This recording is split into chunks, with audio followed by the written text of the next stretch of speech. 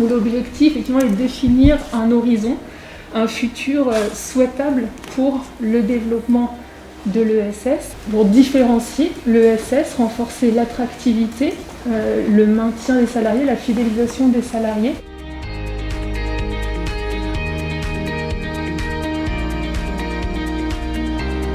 L'ESS a des réponses, l'ESS peut être efficiente et en même temps l'ESS doit répondre à un certain danger, c'est comment elle a les compétences, comment elle réussit à mobiliser les acteurs et les compétences nécessaires pour le faire. Quelle est la stratégie que l'on peut conduire ensemble pour faire valoir notre force et notre compétence dans les circonstances actuelles qui sont la nécessité de mettre en œuvre des transformations profondes de notre modèle social et de notre modèle économique.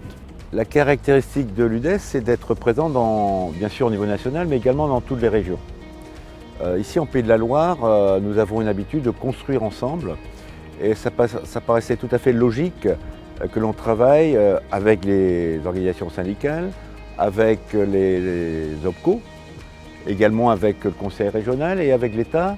Donc l'idée c'était d'obtenir par des méthodes plutôt agiles l'avis de tous et de faire ressortir un certain nombre d'idées. On a toujours cette priorité d'associer la région dans ces CEP. Donc là, c'était particulièrement porteur de sens puisqu'en effet, en Pays de la Loire, on est la seule région où la stratégie régionale de l'ESS qui, par la loi Hamon, est portée par les régions. Donc vraiment, c'est pouvoir tout de suite mettre en action à travers la SRES tout ce que ce CEP va nous apporter en termes de vision prospective. Pour moi, le premier intérêt, c'est de décloisonner, c'est d'avoir une vision plus large et stratégique finalement par rapport au secteur de l'ESS, conforter, construire une culture et une identité qui n'est pas assez lisible aujourd'hui par rapport au secteur. On a des visions, des angles de vue différents, mais on arrive à se regrouper. Et ce qui est très important, c'est qu'on ait le même langage tous ensemble, qu'on ait un langage transparent pour pouvoir valoriser l'économie sociale et solidaire.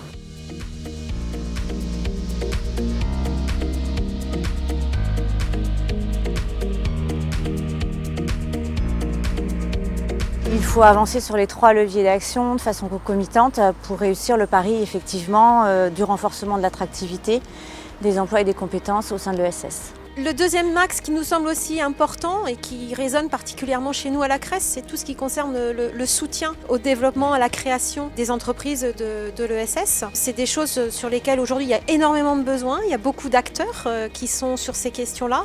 Ce qui est important, c'est de pouvoir structurer toute la chaîne de l'accompagnement ici en Pays de la Loire, de manière à ce que les porteurs de projets, les entreprises puissent mieux s'y retrouver en termes d'accompagnement et en termes de financement. Il me semble aussi important de parler du développement de l'apprentissage et de l'alternance au sein du secteur pour répondre aux besoins à court terme, notamment sur les métiers en tension. Nous avons pu, autour de ce travail, certes faire un diagnostic et aussi, et ce qui est important, de proposer un plan d'action. Donc la première chose, c'est de faire reconnaître vraiment en tant qu'employeur sur le territoire ligérien. Le deuxième axe, c'est de rendre les métiers attractifs par la formation d'une part, aussi par la mobilité dans les différents secteurs de l'économie sociale qui sont très vastes. Pour Uniformation, l'axe essentiel qui ressort de cette étude, c'est vraiment l'axe autour des mobilités, les mobilités professionnelles. Effectivement, une source de réflexion importante à avoir, de manière à permettre aux personnes d'arriver dans ce secteur-là et de se dire qu'elles peuvent bouger d'un secteur à l'autre et d'avoir des compétences transversales. Il y a des talents dans l'économie sociale et solidaire, mais il faut en attirer encore d'autres, parce que toujours l'humain est vraiment au cœur de notre préoccupation.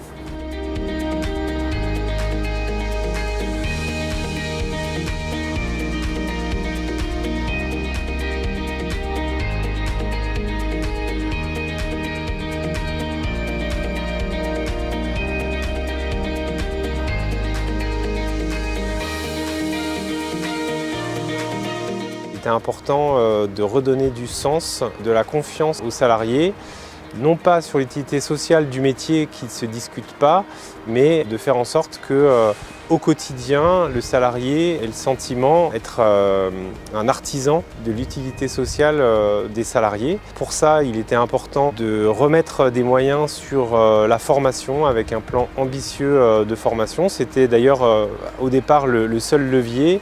Au sein de notre association, les missions au regard des enjeux sont d'intervenir donc au titre de la marque employeur qui traite des sujets de l'image de notre association vers l'extérieur, donc auprès des futurs candidats, nos futurs salariés de demain, également de la fidélisation et puis des sujets qui vont jusqu'à la prévention des risques. L'économie sociale de demain, elle doit à la fois apporter une utilité sociale, répondre à des besoins non satisfaits, mais elle doit aussi proposer des métiers durables, des métiers dans lesquels les jeunes ont envie de s'inscrire. La crise qu'on connaît a un impact majeur. C'est essentiel qu'on se pose maintenant pour réfléchir à nos métiers de demain, à la fois à nos métiers et à la manière dont nous, employeurs ou nos associations qui emploient, vont pouvoir recruter et faire évoluer les compétences des salariés.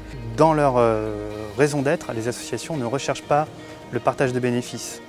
Et ça, c'est important pour envisager un nouveau paradigme, une nouvelle économie plus solidaire et plus équitable. Il y a quand même un attrait pour le secteur non lucratif, pour un secteur qui est porteur de sens aussi dans pourquoi je viens, pourquoi je me lève et pourquoi je vais au travail le matin, qui ne va pas se retrouver dans le secteur marchand. Je pense que c'est ça qui fera sa force dans la motivation de ces salariés.